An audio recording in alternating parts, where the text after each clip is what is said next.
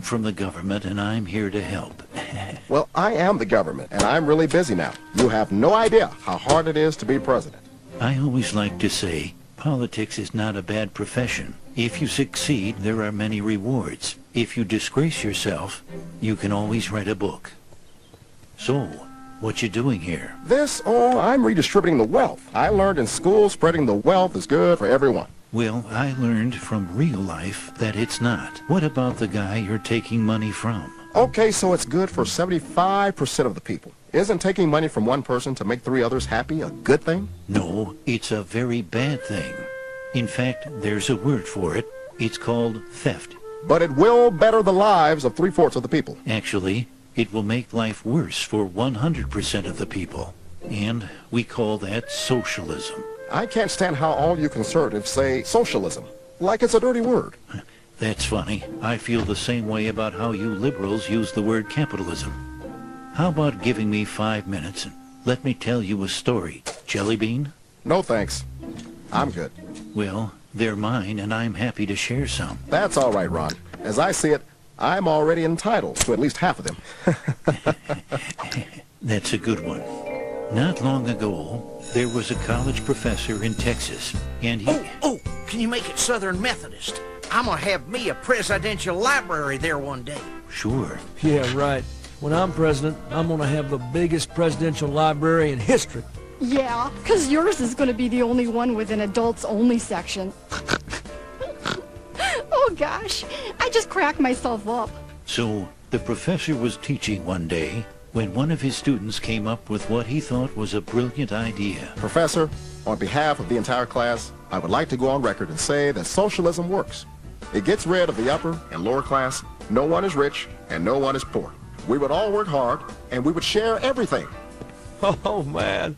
Yeah, go us. Sounds wonderful. We'll be able to have private jets, right? Don't think it'll work very well. I feel what you're both saying, and I love you for it. You are both very intelligent women. You pig! Ow! It wasn't me. Socialism, huh? All right, let's do a little experiment.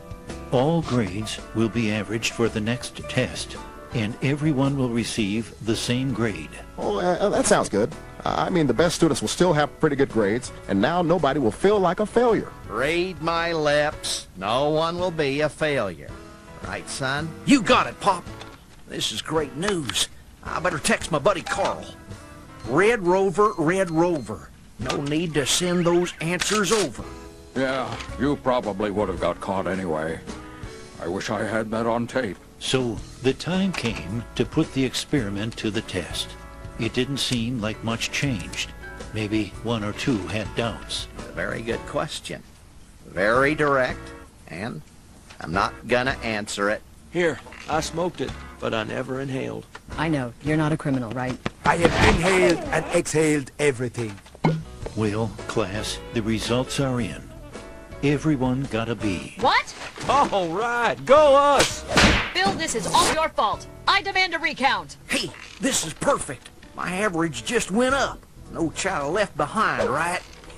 What are you doing? I'm very confused. The students who had studied hard were upset, while the students who had studied very little were happy. But when the next test rolled around, the students who had studied little studied even less. And the ones who had studied hard decided, since they couldn't make an A, they wanted a free ride. So they also studied less. The second test average was a D. No one was happy.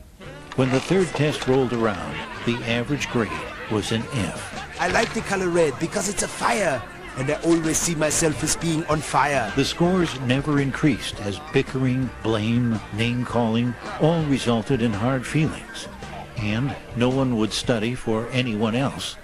To their great surprise, all students failed. If you think I have worked all these years to let Herb ride on my coattails, I did not cause this. This is not my fault. I can't make a B on my own. You see, class, socialism doesn't lift the bottom up. It tears everyone else down. That was a stupid idea. I could have told you that on tape. Wait, I think I did. Who came up with this idea anyway? I'll tell you who came up with it. The new kid. Ooh, let's get him.